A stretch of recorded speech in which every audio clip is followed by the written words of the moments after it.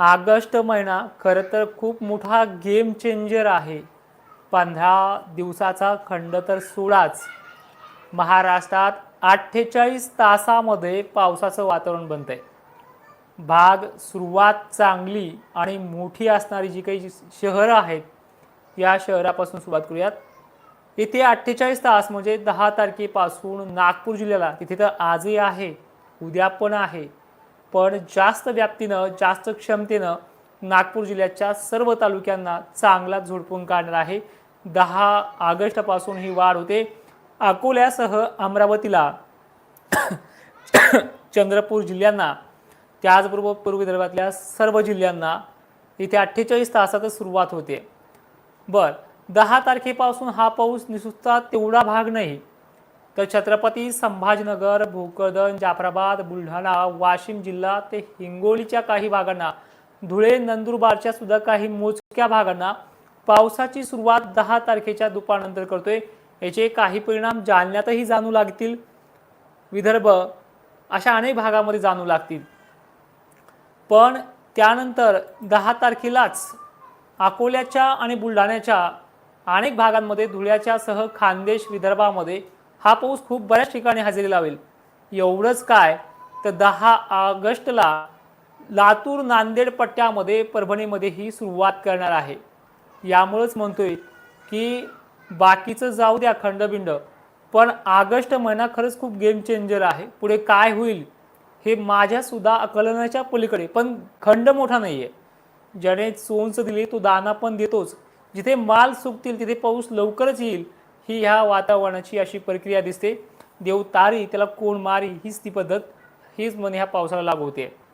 10 तारखेपासून हा जो गेम चेंज होतोय खानदेशला, विदर्भाला, त्यापेक्षा थोडी वाढ परत 11 तारखेला आहे.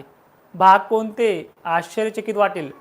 त्यामध्ये सोलापूरचा काही पूर्वेकडील धाराशिव जिल्हा, लातूर जिल्हा, बीड जिल्हा, नांदेड, परभणी, जालन्यासह मराठवाडा आणि खानदेश विदर्भाचा नंबर आहे. चांगला पाऊस आहे परत.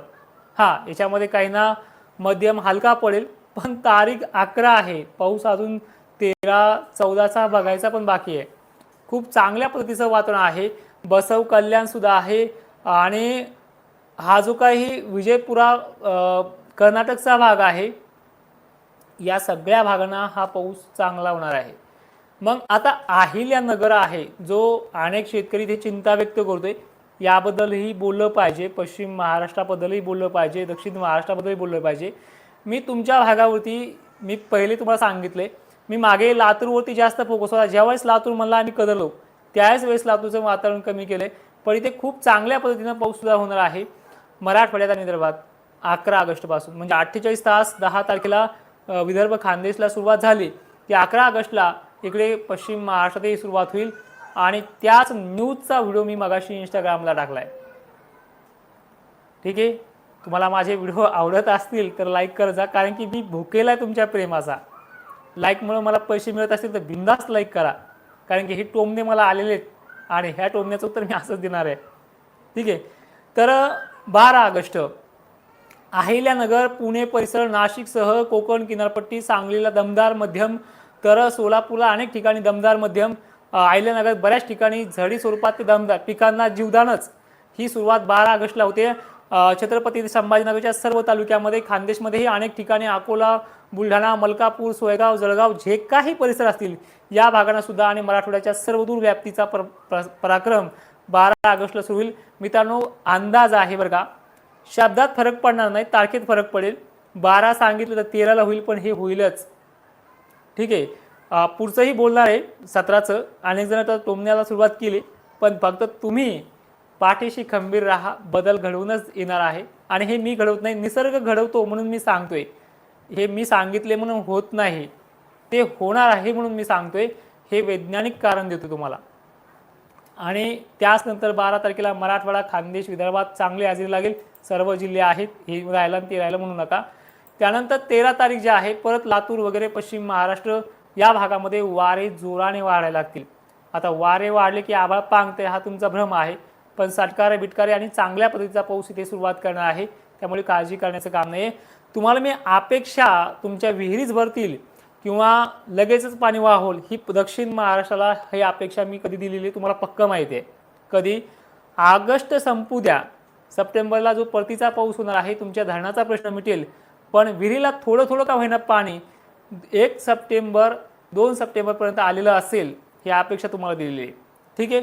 यामध्ये परत हा खानदेशला 12-13 तारखेला आहे. 14ला तर महाराष्ट्रातल्या अहिल्यानगरचा जोर वाढतोय, सोलापूरचा वाढतोय, लातूरचा वाढतोय, नांदेडचा वाढतोय, मराठवाड्याचा विदर्भात वाढतोय.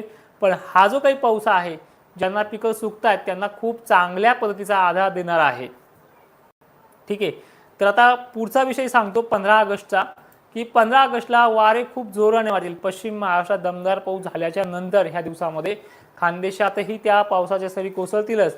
पण नांदेडचं चित्र काही लोकांचं टेन्शन वाढवणार असणे, तिथे ते पाऊस कायमच राहणार आहे. मग तो 15ला बी आहे आणि 16ला बी आहे.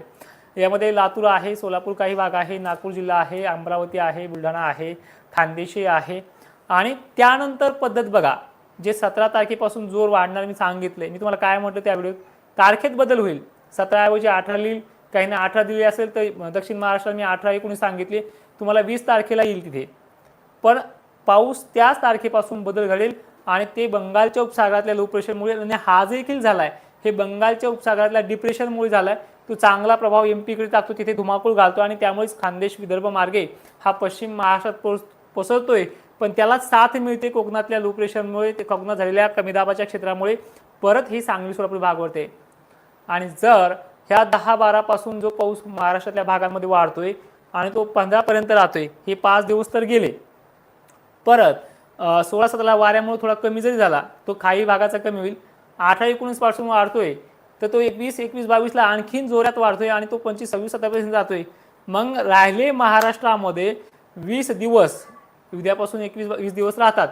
मग 20 दिवसामध्ये 15 दिवसाचा खंड कधी पडणार ह्या दिवस मोजून ठेवा. मित्रांनो, घाबरले जाऊ नका, पाठीशी तुमच्या ठाम आहे. महाराष्ट्रावरती मी अजूनही बरेचसे मेसेज, डोळ्यात पाणी देते मेसेजने, की सर वासरांना पाणी नाही, गुरांना पाणी नाही. ही गोष्ट मी मान्य करते, पण तुम्हाला हे पण मान्य करावं लागेल सध्या महाराष्ट्रात ठीकठाक पावसाळा आहे. 1972 सारखी परिस्थिती महाराष्ट्रात दिसत नाही. राहिलेले जे काही भाग असतील 20 आणि 1 महिन्याचा खंड महाराष्ट्रात आतापर्यंत तरी पडलेला नाहीये. गाव पातळीवर तो पडलाय हे मी मान्य करतोय, पण जिल्हा पातळीवर तो नाहीये. अनेक ठिकाणी ठीकठाक पाऊस पडलेला आहे. अल्निनोचा फक्त एकच इफेक्ट झालेला आहे की तो असमान वितरण करतो. हा इफेक्ट 10% भागांना आहे, पण समान काय अनेक भागांमध्ये चांगला दणक्यात त्याने वळणं ओढे नाले, काही लोकांची धरणं पण भरले छोटे मोठे आणि पुढेही भरतील परतीच्या पावसामध्ये. आणि हे परतीचे पाऊस चांगले आहेत हे तरी सगळेजण बोलत आहेत. ठीक आहे मित्रांनो, जेवढ्या पद्धतीनं जेवढ्या तळमळीनं मला सांगण्याचा प्रयत्न करता येतो, शेतकरी आहे अशाच पद्धतीनं सांगेल आणि याच पद्धतीने तो पाऊस पुढे होणार सुद्धा आहे आणि होणार आहे. म्हणजे निसर्गाचा जो समतोल आहे तो खूप चांगल्या पद्धतीचा राहील. आणि महाराष्ट्रात एकंदरीत सर्व जिल्ह्यामध्ये, नाशिक असेल, येवल्याच्या कमेंट येत आहेत, कन्नड तालुक्याच्या आहेत, इथे सुद्धा हे पाऊस होणार आहे. नाशिक जिल्ह्यात 12-13 तारखेला जोर वाढणार आहे. कदाचित 11 तारखेला सुरुवात होऊ शकते तुमच्या भागामध्ये. हो, 11ला सुरुवात होईल, ती कमी असेल. अनेक भागांना 12-13ला असेल. आणि सगळ्यांना साऊथ सोलापूरला दादा सांगायचं म्हणलं तर साऊथ सोलापूरला 11ला सुरुवात होईल आणि 12-13 पासून हे वाढत जाईल, कधी कमी कधी जास्त. घाबकून जाऊ नका. 13-14 पर्यंत तुमचे भाग व्यवस्थित चांगल्या पद्धतीने राहतील.